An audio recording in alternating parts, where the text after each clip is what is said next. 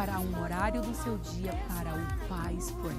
As nossas reuniões de oração online são uma forma incrível de fortalecer os seus laços com o corpo de Cristo, enquanto exercita seus músculos da fé por meio da intercessão. Tenho convicção de que um de nossos diversos horários se encaixa na sua rotina. Sangue para nos dar a salvação. Jesus te amou primeiro, morreu no Calvário como um cordeiro. Meus irmãos, satisfação estar aqui.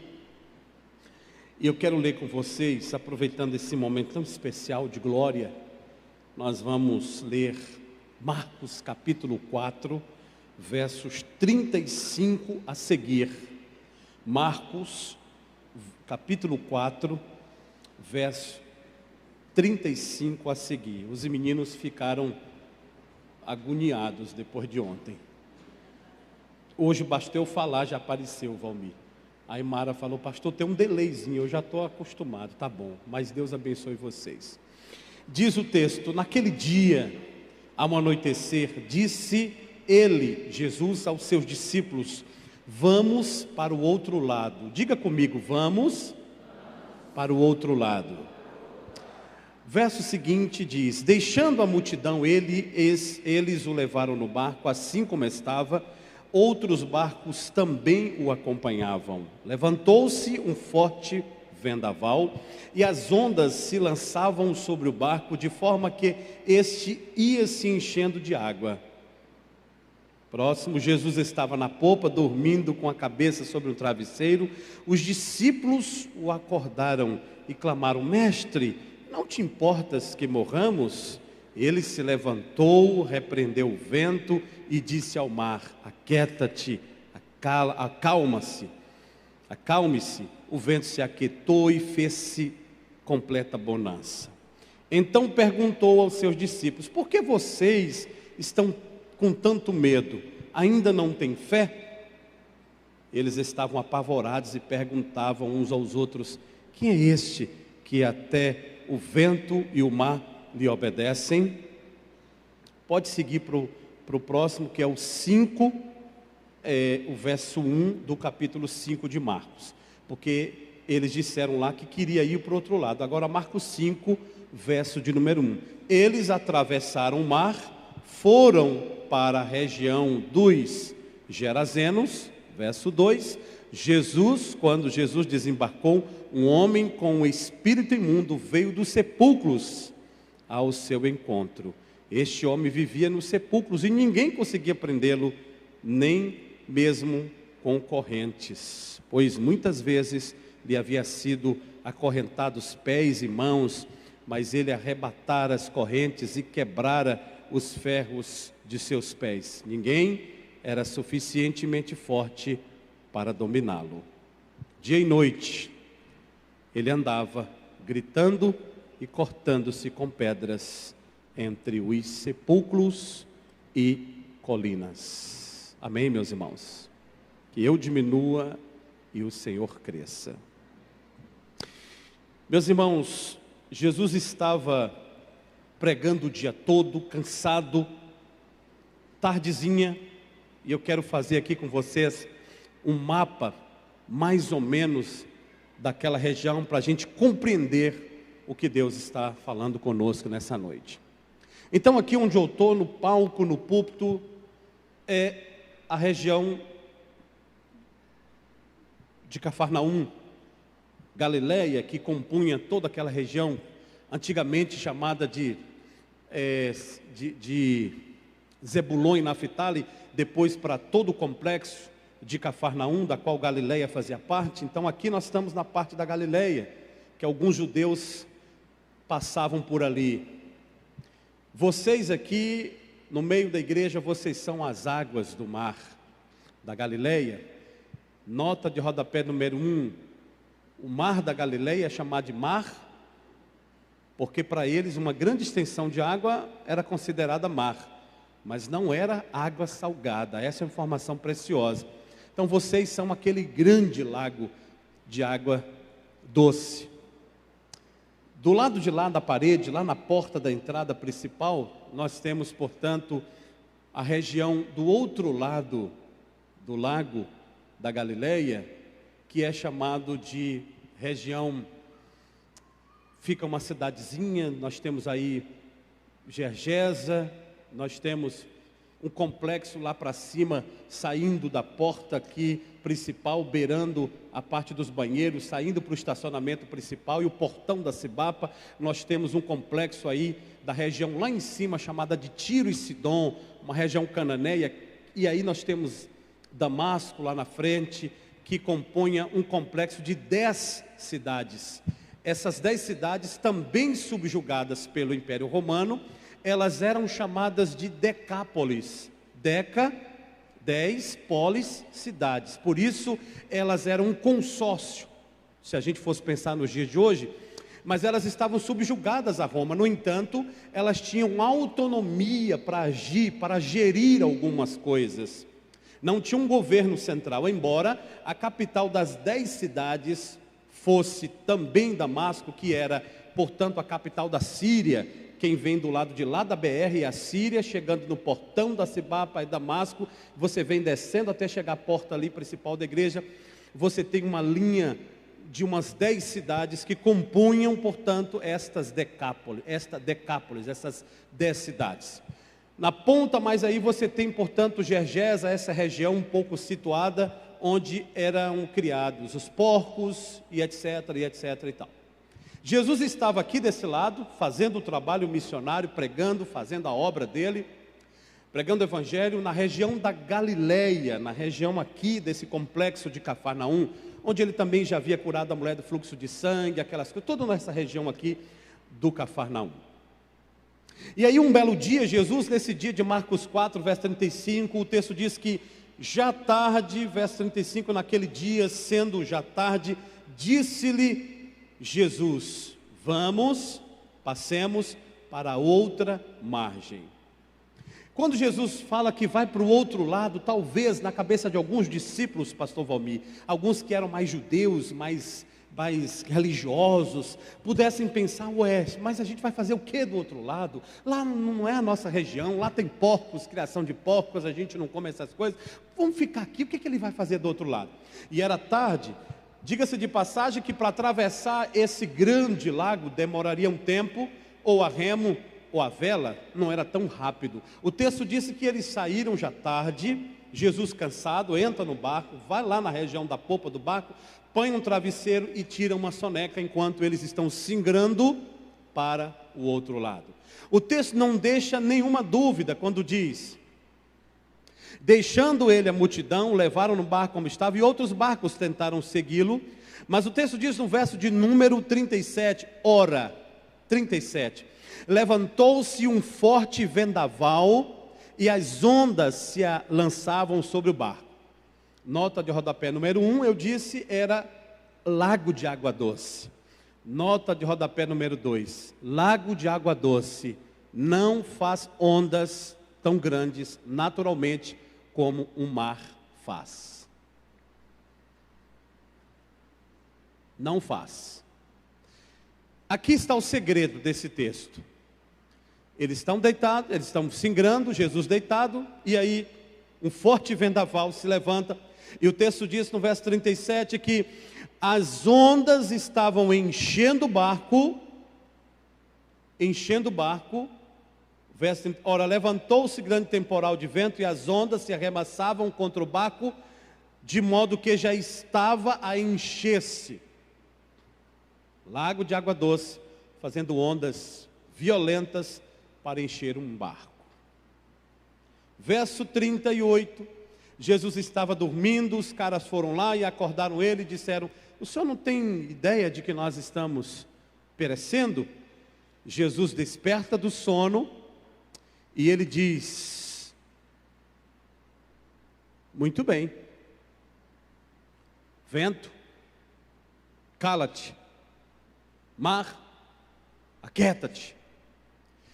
A mesma palavra que Jesus usa para esse evento é a mesma palavra que ele vai usar lá em Marcos 2, quando ele diz para um endemoniado, ele diz: dando um comando para uma entidade maligna, ele diz o mesmo comando que ele diz para o mar: cala-te. O que está em questão aqui é que a revolta daquele mar, em algum momento, está tentando impedir que o barco de Jesus chegasse do outro lado. Jesus está dando um comando para o mar e disse, em outras palavras, se Jesus fosse um nordestino como eu, ele diria: oxente, onde já se viu isso? Quem mandou vocês ficarem nesse rebuliço todo? Que desassossego é esse? Quieta isso. E aí o mar disse: bom, o comando veio de lá. E aí acabou aquela agitação e fez completa bonança. Então os discípulos disseram: poxa vida, mas quem é este mesmo? Aliás, Jesus chegou para eles e disse: deixa eu dizer uma coisa para vocês. Vocês vivem aqui nesse mar, gente. Alguns de vocês são pescadores. Vocês já viram esse fenômeno aqui? É bem verdade, não. Vocês não entendem que tem alguma coisa errada nessa atmosfera aqui? Parece que sim.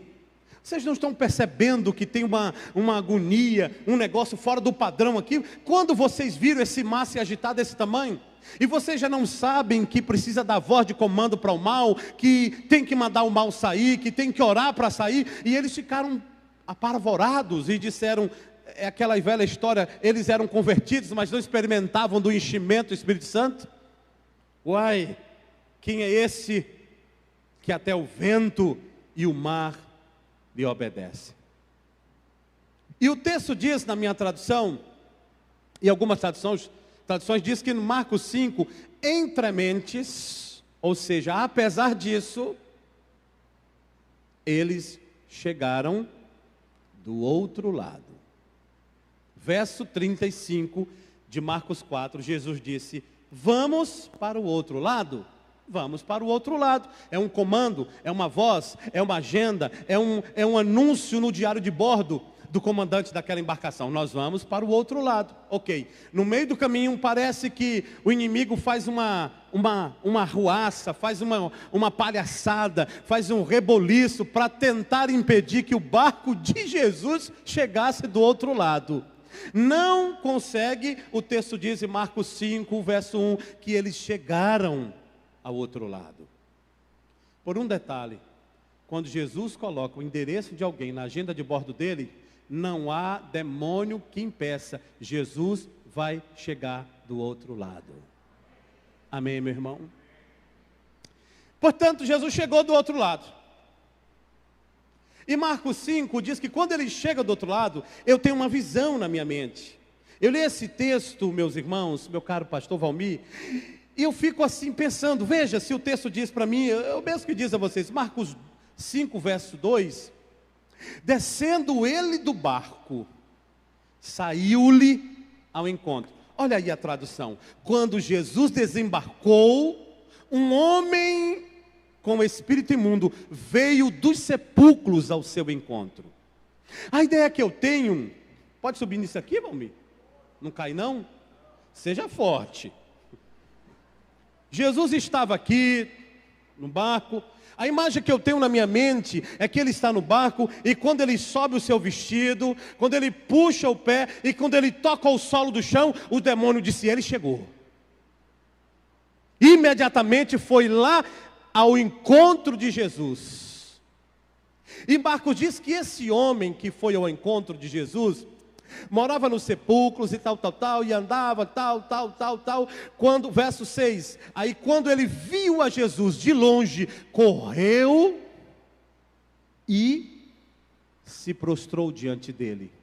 Porque olha aqui para mim, irmãos, os demônios podem fazer qualquer lambança para impedir o barco, mas quando o barco chega, eles têm que admitir que chegou o Senhor da vida para mudar a história.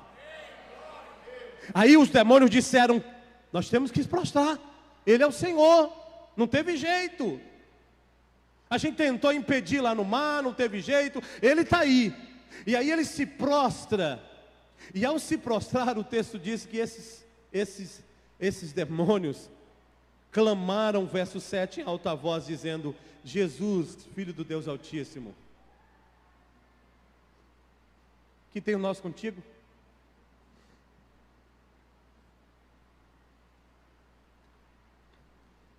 Nós te pedimos em nome de Deus, não nos atormentes.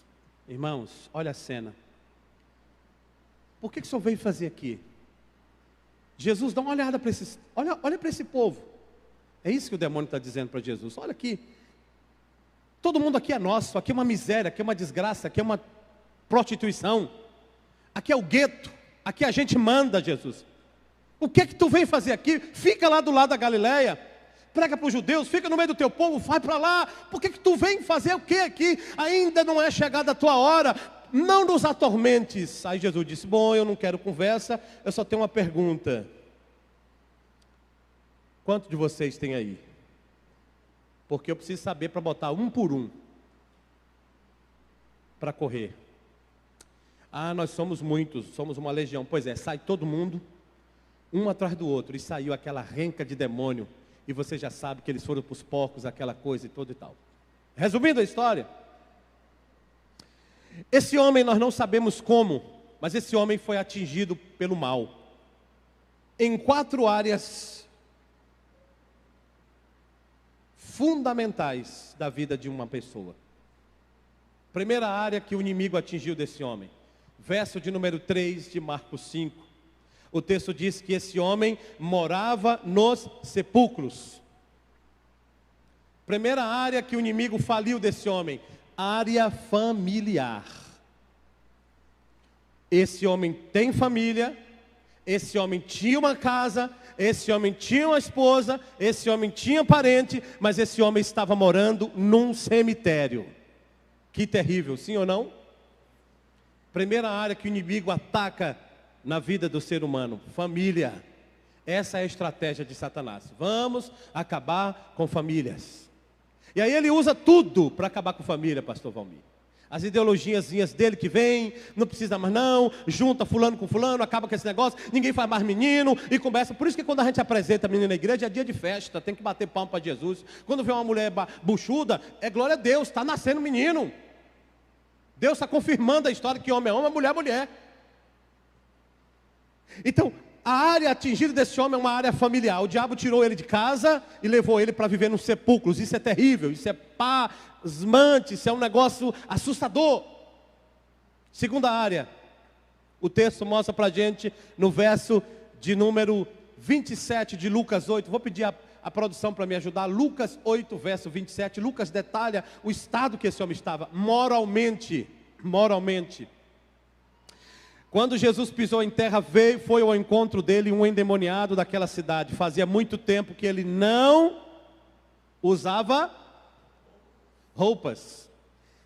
E em algumas traduções ainda diz que ele estava nu. Olhe para mim, irmãos. Segunda área que o inimigo ataca nas pessoas, a área moral. Esse homem agora estava sem família, estava sem moral, andando nuzão, peladão no meio de todo mundo. Em que pese, os dias depois do pecado, que a vergonha entrou na raça humana, então o pudor chegou para limitar isso. Então ele está agora, o diabo tira a roupa dele, não para trazê-lo à comunhão com Deus, mas tira para humilhá-lo. Ele está nu, peladão, sem roupa, nu, sem moral. O diabo gosta de atingir famílias, e o diabo gosta de mexer na moral das pessoas. Como se não bastasse, o inimigo atinge a terceira área desse homem, verso de número 5. Ele andava sempre de dia e de noite, clamando pelos montes, Marcos 5, verso 5. Ele andava sempre de dia e de noite, se cortando com pedras. Um homem que não dorme e está se lascando com pedras. Um homem que está com a área emocional desequilibrada. O diabo gosta de tirar o sossego das pessoas, a paz das pessoas. Família, moral e emocional. E como se não bastasse, o diabo atinge a quarta fundamental área da raça humana, a área espiritual. Lucas 5, verso 7, o texto diz que os demônios falavam dentro daquele homem. Não era o homem que tinha a mente, a consciência, eram os demônios que falavam dentro dele, sem nenhuma visão espiritual. O demônio oprime família, o demônio oprime a moral, o demônio oprime a emoção, e agora ele oprime a vida espiritual das pessoas. Não procure Deus, não queira Deus. E aqui nós temos um homem com as 4 áreas completamente atingidas pelas trevas. Mas o texto diz que Jesus chegou do outro. Eu achava que a Cibapa era mais fervorosa. Quando o canto é assim, quando o pastor prega nessa fraqueza toda, é. Mas menino, Jesus disse que eles chegaram do outro. Eu acho bom. E o texto diz que quando Jesus chega do outro lado, as 4 áreas, elas foram completamente restauradas. Verso 19, família. Marcos 5, verso de número 19. Jesus não permitiu, mas disse: vá para a tua... Lê comigo, igreja. Vá para a sua. Então esse homem tinha casa e ele tinha. Amém, meu irmão? Jesus chegou na casa daquele homem, na vida daquele homem, aliás, e disse: meu filho, volta para casa, volta para a tua família. E ainda diz que ele, no verso 19, diz que volta para a tua casa, volta para a tua família e anuncia ali, fala disso para as outras pessoas. Notadamente, verso 18 diz que o homem queria ir com Jesus. Eu, se fosse o homem, e talvez você, nós também tivéssemos a mesma ideia. Jesus, deixa eu ir contigo. Não sei se minha esposa vai me receber de volta. Eu não sei, porque eu fui achado em estado de sã consciência. Nu, alguém corre, me bota uma roupa, mas eu queria ir com Jesus. Eu não sabia se as pessoas iam me receber de volta. Jesus disse: não, filho, você hoje não. Você vai ter que voltar para casa, volta para a família, porque eu tenho um propósito maior para a sua vida. Segunda área atingida, a área moral. Lembra disso? Lucas 5, verso de número 15. Todavia as notícias a respeito de... Não, perdão, meu irmão, é Marcos 5, verso 15. Indo ter com Jesus, viram o endemoniado, o que tivera a legião, não tem mais, tivera a legião, fora possesso da legião de demônios. Ele estava assentado e vestido. Jesus disse: bota uma roupa nesse moço, veste ele aí, comporta ele bonitinho. Então Jesus restaurou a moral daquele homem. Amém, meus irmãos? Vida emocional, Marcos 5, verso 15, diz que ele estava vestido e em perfeito juízo. Amém, meu irmão? Marcos 5, verso 15, o homem estava vestido e em perfeito juízo. E o povo viu aquilo e ainda ficou com medo, ficaram atônitos, apavorados, assustados. Como é que pode? Esse homem estava se rasgando com pedra, estava nu. Agora Jesus manda ele para casa, ele está vestido, e agora a vida emocional dele está equilibrada, em perfeito juízo. Porque quando o diabo sai e Jesus entra, a vida tem que voltar para o perfeito juízo. Amém, meu irmão? E última área que Jesus restaurou na vida desse homem, a área espiritual. Verso de número 13 de Marcos 5. O texto diz que ele lhes deu permissão e os espíritos imundos saíram daquele homem. Entraram nos porcos e o homem ficou livre. Eles saíram do homem, a opressão espiritual, a cegueira religiosa, a cegueira espiritual saiu daquele homem e ele ficou livre para adorar Jesus. Amém, meus irmãos? O versos 19 e 20, eu quero ler com você de novo o 19. Jesus disse: vai para a tua casa, vai para a tua família e anuncia-lhes quanto o Senhor fez por você e como Ele teve misericórdia de você. Então, aquele homem se foi e começou a anunciar lembra das 10 cidades? Sim ou não? O quanto Jesus tinha feito por ele. E quantos ficaram maravilhados? Quantos ficaram admirados? Todos que ouviram aquele homem disseram: é verdadeiramente o ex-endemoniado em Decápolis. Nota de rodapé número 3. A informação que nós temos da tradição, meu caro pastor Valmir, é que este homem tem, segundo Flávio Joséfo, é provável que este homem fosse um morador da cidade de Damasco. Damasco. Quando o evangelho está sendo perseguido em Roma, anos mais tarde, a turma sai da região de Roma, aliás, de Jerusalém, da Judéia, não de Roma, porque tudo era sob julgamento, era sob terrenos dominados por Roma, e eles vão para Damasco. Damasco é uma região que, por conta do consórcio, é a capital das 10 cidades, então da Decápolis. Para entrar em Damasco, deveria ter alguém que morasse lá, minha cara Morgana, e recebesse um convite para entrar.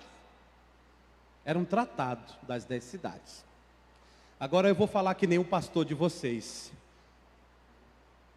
Seja forte. Hashtag, ó. Seja forte. Foi na cidade de Damasco que, anos mais tarde, Paulo recebe uma carta para entrar em Damasco e para acabar com a reunião dos crentes que estava acontecendo em Damasco. Meu caro pastor Joilson, só entra lá quem tem a carta na mão. Por isso que Paulo recebe a carta, que era um tratado, um convite. Paulo vai disparado, galopante, para acabar com a igreja, e Jesus encontra Paulo. E o texto diz: vai para a casa de um homem que mora na rua direita, o nome dele é Judas. E aí, quando a gente vai procurar quem é esse Judas, a gente não acha bem esse cidadão. Só diz que é provável, e aí Eusébio de Cesareia e Plínio, que era um historiador, Plínio, um historiador romano, e Eusébio de Cesareia, eles vão dizer que é provável que este Judas viesse de uma região das cercanias da beira do lago. E a região de Decápolis, que beirava o lago, era a última cidade, talvez Gergesa, não exatamente Gadara, mas chamada de Gergesa. Então, alguns historiadores lançam uma dúvida de uma possibilidade de um morador da casa de Damasco ter sido o ex-endemoniado. É uma dúvida, eu não sei se é verdade. Mas uma coisa que eu sei é que Jesus entra lá no barco, atravessa o barco, salva o homem, restaura ele, e ele disse: eu quero com tu. Jesus disse: não, tu vai para a tua casa, vai para o teu povo. Ele volta para casa, e aí eu tenho uma notícia boa para os irmãos, que a Bíblia diz isso para mim. Lucas 7, verso 31, produção. Lucas 7. Aliás, perdão, meu irmão, é Marcos 7, eu estou com muito Lucas, misericórdia. É Marcos 7, verso 31. Marcos 7, 31. Marcos 7, 31. Diz que, então Jesus, tornando a sair dos arredores de Tiro e de Sidom. Lembra que eu falei para vocês que a gente está aqui na porta, lá da região, depois da pista é Tiro e Sidom. Lembra de Tiro e Sidom? Olhe para mim. Tiro e Sidom é a região onde Jesus foi lá, por terra. Ele sai dessa região aqui da Galileia por terra, volta, chega lá depois da BR e visita Tiro e Sidom. É naquela visita que ele encontra aquela mulher cananeia que fala dos cachorrinhos, das migalhas e tal. Quando ele vem descendo de Tiro e Sidom, ele sai das regiões de Tiro e Sidom, ele atravessa o mar da Galileia, ele vem pelo mar, por esta região. E quando ele vem nessa região, ele vai para a região de Decápolis. Preste atenção, seja forte, para Decápolis. Jesus até então não tinha entrado em Decápolis. Porque se a história estiver correta, só entra em Decápolis quem é convidado. Só entra lá quem recebe um convite oficial por um cidadão de Decápolis, da região dos 10 cidades, do complexo das 10 cidades. Então, se Jesus salva esse homem 7 meses antes, conforme diz Eusébio de Cesareia, 7 meses depois, Jesus recebe o convite desse tal ex-endemoniado e diz: Jesus, já que o senhor vai vir por Decápolis, passa na minha casa um tiquinho. Aí o texto diz que Jesus sai das regiões de cercanias, da região de Tiro e Sidom, resolve o problema da mulher cananeia, vem para Galileia, mas ele vem por Decápolis. E quando ele chega em Decápolis, o texto diz que todo mundo já traz cego, paralítico, gente doente, coxo, e Jesus vai fazendo o quê? Curando todo mundo. E como todo mundo sabe em Decápolis que aquele Jesus, porque o ex-endemoniado faz uma notificação via WhatsApp: ele está chegando, foi ele que me curou, ele está chegando, está vindo, ele me chegou, ele está vindo, vai passar na minha casa hoje. Aí Jesus chega em Decápolis, e aí o negócio acontece, o mistério acontece. Anos mais tarde, segundo a história, não estou dizendo que é verdade, há uma indicação da tradição. É provável que anos mais tarde, Paulo, o grande velho apóstolo, caído do cavalo, cego, vai para uma casa em Damasco, e nessa casa de Damasco, ele recebe a oração de Ananias, volta a enxergar, e de lá o ministério de Paulo tem uma grande ascensão a partir dali, passa umas dificuldades, mas enfim. Se eu tiver um dia acesso a essa informação lá na glória, eu queria encontrar os dois para perguntar como foi a conversa desses dois homens. Mas eu imagino que naquele tempo a casa de humilde, um fogão a lenha, irmão Arno, e o apóstolo Paulo, recém-enxergante, no fundo da casa, todo mundo dormindo. E está ele, e então o suposto ex-endemoniado, eu não sei se foi, já velho, já mais maduro. E aí eles dois conversando, talvez Paulo dissesse assim: poxa vida, eu caí hoje do cavalo, fiquei cego, estou aqui enxergando tal. Que história, hein? Jesus me chamou tal. E a sua?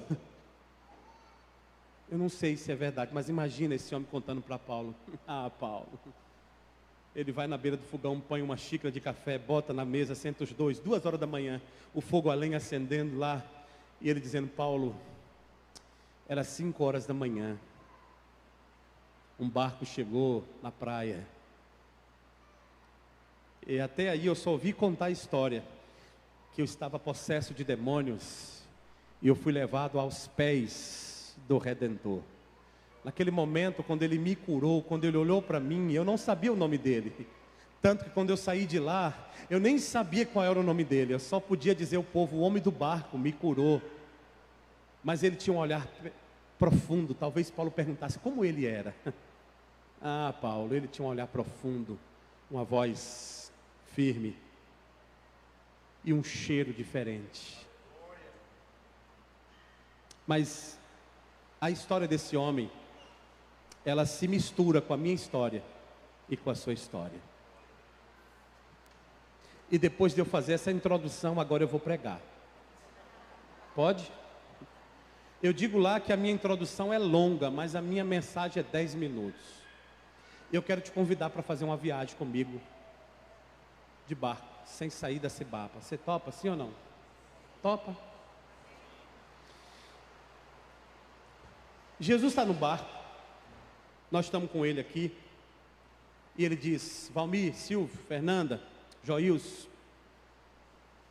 Geraldo, turma, Cibapa, vamos para o outro lado. Então a gente entra no barco com Jesus e nós estamos indo para essa viagem. Amém, irmãos? E essa viagem está seguindo o mar. Eu quero te convidar para essa viagem. Nós estamos no barco com Jesus. Demônio de noite fez aquela lambança, mas o barco de Cristo chegou do outro lado. Lá para as tantas, 5 horas da manhã, o barco toca o porto, o cais de Gergesa. Jesus desce e a gente está do barco olhando aquela cena. Quando Jesus toca o solo, aquele homem vem espumando, nu, melado de sangue. barba suja, mal cheiroso. Jesus disse: sai deles. Pegaram o homem e colocaram uma roupa. Você está vendo a roupa? Uma roupa bege, comprida. A orla batendo no chão, ainda melado de lama da orla ali. A manga comprida, passando dos braços, não era a roupa dele. Mas ele está faminto, magricela. Cabelo longo, ainda mal cheiroso. A roupa suja de sangue, restos daquela bravia vida que ele vivia. Jesus olha para ele agora e disse: vai para casa. E ele olha para Jesus, olha os dois, lá embaixo, no solo. A gente está no barco e Jesus está dizendo assim: volta para casa, meu filho, volta para casa. Jesus, deixa eu ir contigo. Não, hoje não, eu preciso de você em Decápolis, volta para casa. Jesus entra no barco, irmãos. E nós estamos com ele, olhando aquela cena. Jesus na ponta do barco, na proa. O barco dá ré, 5 metros, 10 metros. E aquele homem levanta os vestidos com as 2 mãos e corre para dentro da água, molha o tornozelo, molha o joelho. A lágrima descendo nos olhos, ele disse: deixa eu ir contigo. Jesus disse: não, vai para casa, volta para tua casa, volta para tua família. Enquanto você voltar, diga a todos o que eu fiz por você. Nota de rodapé número 4. Naquela época Jesus havia curado um cego em Jerusalém e disse: não conta para ninguém. Jesus não queria fazer esse alvoroço lá em Jerusalém. Mas agora Jesus disse para esse homem: tu conta para todo mundo, porque eu preciso de visibilidade em Decápolis. O homem ajoelha na água, a água vem batendo na sua cintura e ele chora. O barco de Jesus está a 20 metros, faz a volta a este bordo, de costa para Gegesa. A gente olha aquele homem dentro da água, chorando. Não sei se minha esposa me recebe de volta. Mas no súbito de lembrança ele disse: volta para casa, anuncia-lhes, diga. São 8h15 da manhã, ele levanta, o sol quente, a roupa molhada, suja de lama, da beirada da orla da água, e ele seca os seus olhos com a parte seca da manga da camisa, e ele segue viagem, e ele sai ofegante, Gergesa, e o povo: ei, é o doido, e ele andando dizendo: era eu. O que aconteceu? Ele disse: não sei. O homem do barco me achou hoje pela manhã e ele disse para mim: volta para casa. Quem é ele? Não sei o nome dele. Ele é o homem do barco. E ele continua, a segunda cidade das 10. 11 horas da manhã, chega em outra, atravessa a cidade. O povo: é o doido, era o que vivia nu, se rasgando. Era. O que aconteceu? O homem do barco me achou e ele mandou eu voltar para casa. Da noite ele dorme. De manhã a saga continua. Dia seguinte, ele chega em Damasco, uma rua levemente inclinada. A casa dele do lado direito, a rua dele era do lado direito.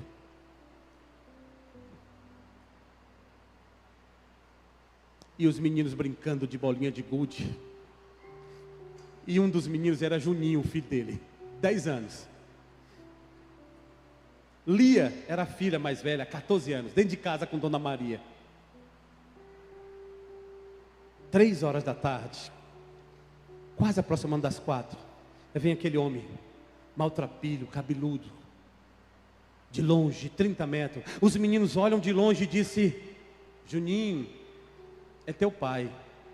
Juninho solta as bolinhas de gude na mão e corre para dentro de casa. Chega na porta, segura a porta com as 2 mãos e diz: mãe, pai voltou.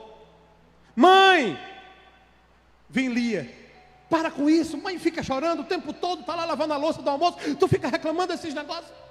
Não, ele voltou. 25 metros, 20 metros. Os meninos correram para casa para avisar os pais: o pai de Juninho está aí, vai brigar, vai rasgar a mãe, vai bater em tudo. E os vizinhos saem com um monte de pau na mão: nós vamos quebrar ele hoje. Esse vagabundo que fez a ruaça. Dona Maria seca a mão no avental. Chega na porta de casa e diz: o que é, meu filho? Mãe, pai, voltou 15 metros. Ela olha de longe. Os vizinhos assistindo aquela cena, os olhos marejados de lágrimas. Ela disse: Lia do lado, Juninho do outro. Parece ele. 20 metros, 18, 14, 12 metros, 8 metros, 3. E esse homem abraça a família. Num sussurro do ouvido, os vizinhos olham para aquela cena, soltam os paus na mão e dizem: ele está diferente. E ela diz: o que aconteceu? E ele diz: o homem do barco. Ontem de manhã, às 5 da manhã, ele desceu e disse para eu voltar. Maria, eu queria ir com ele. Eu não sabia se você me receberia de volta, mas ele disse: volta para casa. Eu passei as 10 cidades, Maria. Eu quero voltar para casa. E ela disse: a casa é sua, o lugar é seu, o coração é seu, os filhos são seus. E aquele homem ficou ali.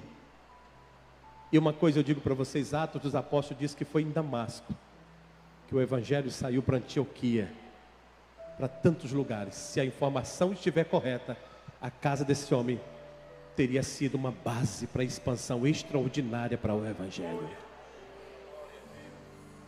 Eu não sei, irmãos, qual é a sua história, mas a minha é essa. Eu sou filho de uma família de 8 filhos, 3 homens e 5 mulheres. Meu pai mecânico, pobre, viciado em cachaça. Minha mãe, uma costureira devota de Cosme e Damião. Nós morávamos numa casa literalmente torta, casa de taipa, pobre, Valmir. O nosso sonho, irmãos, era ter um banheiro, um vaso sanitário. A gente não tinha um vaso sanitário. Os meus irmãos mais velhos, 15, 16 anos, começaram a fumar maconha e roubar na cidade, uma cidade pequena do sul da Bahia. As minhas irmãs começaram a aprontar, a piriguetar.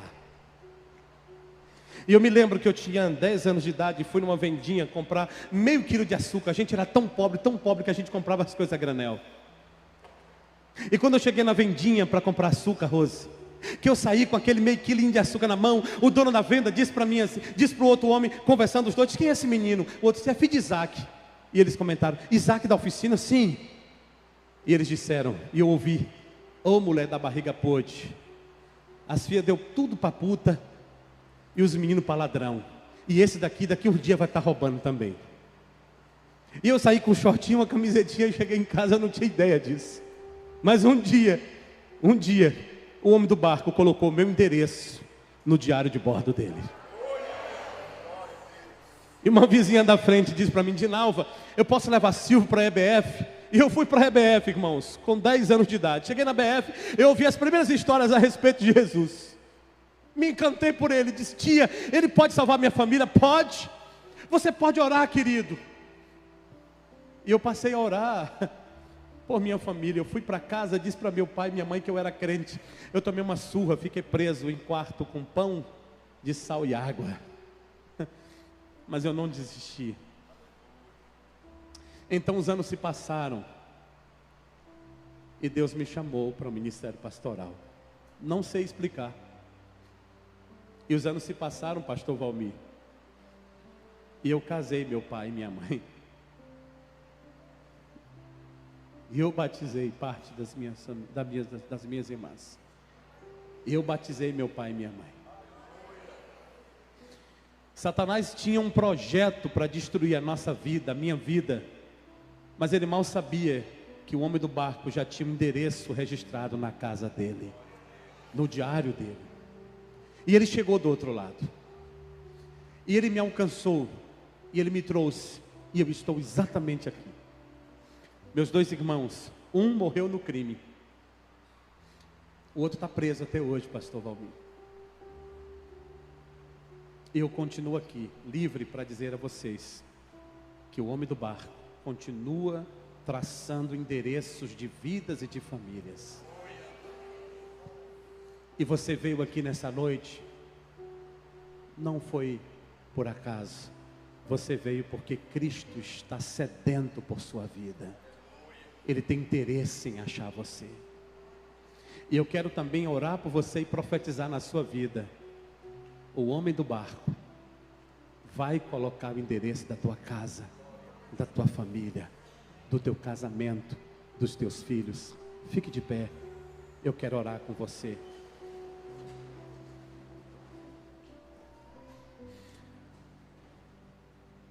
Feche os seus olhos.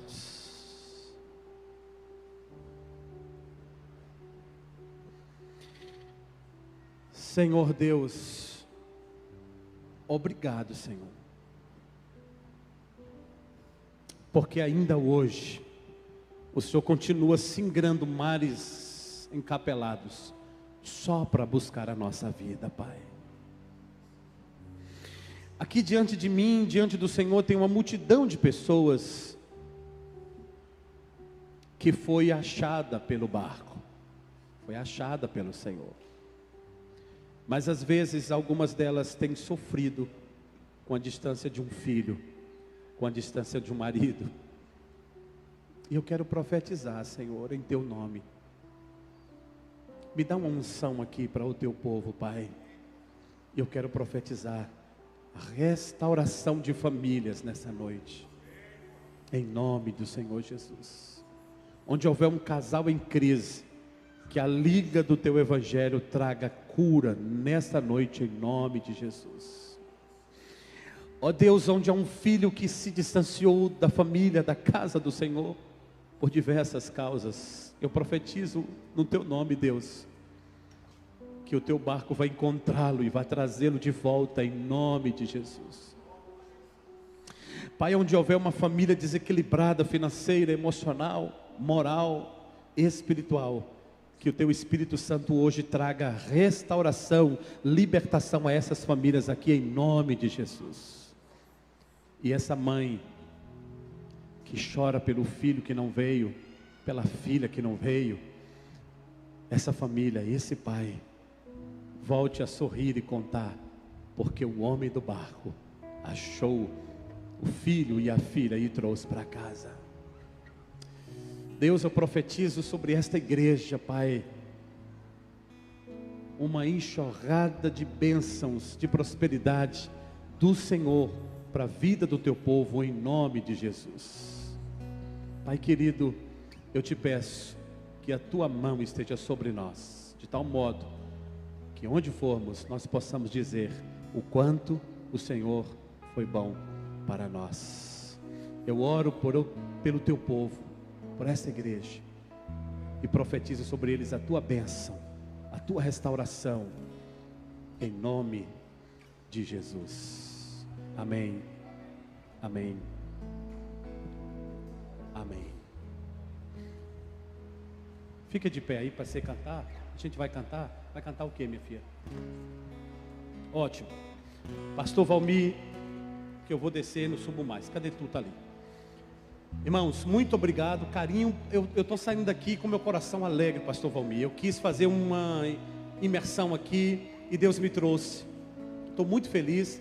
Eu estou saindo daqui, Valmir, levando a bênção de Deus na minha vida, para minha casa, para minha família, para a igreja que nós estamos cuidando. A Cibapa, irmãos, tem abençoado muitas igrejas através de vocês, pela instrumentalidade do pastor Valmir, e tem sido uma bênção compartilhar isso com o Valmir. Muito obrigado, meu querido. Quero agradecer pela família da pastora Irene, irmão Falcão, que eu tive o prazer de conhecê-los. Queria levar a Irene para mim. Mara e toda a equipe, muito agilizada, muito ágil.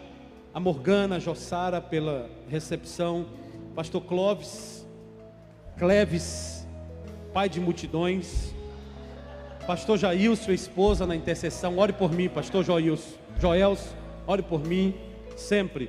E quero agradecer também a vocês pelo carinho, pelas orações. Aí na tela vão aparecer duas fotos, que eu quero mostrar para vocês e pedir a vocês que façam duas coisas por mim. A foto das minhas filhas, das nossas filhas, e a foto também da nossa web rádio. Nós temos uma web rádio, Eu prego nela todo domingo de manhã. Olha que meninas lindas, meus irmãos. Essa de branca, a branca e a pretinha. A branca é a de branco. E a preta é de branco. A branca tem 15. E a preta de branco tem 23. A de branco preta vai casar ano que vem.